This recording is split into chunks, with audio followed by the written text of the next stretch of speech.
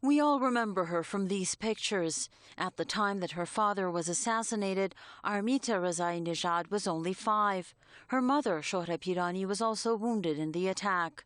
Today her story has found its way on the silver screen, revealing new dimensions of how Daryoush Rezaeenejad was martyred.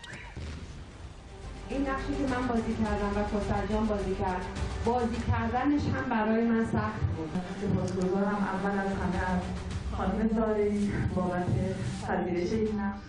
What made the ordeal even tougher was the fact that Daryoush was shot right in front of his wife and his 5-year-old daughter.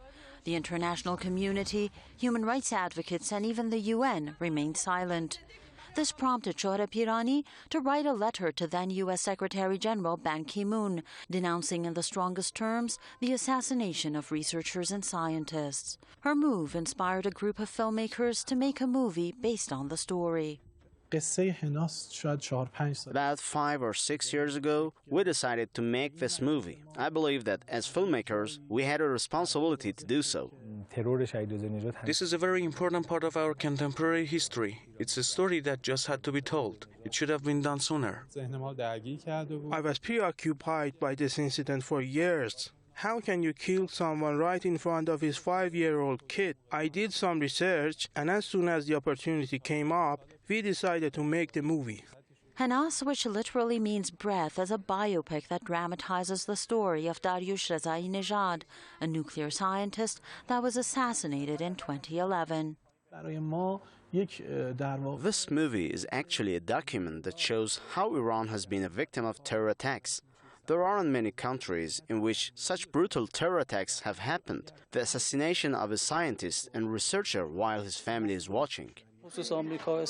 This was a very educational movie showing us the animosity of Israel and the United States. I found it to be an educational movie, both important and interesting.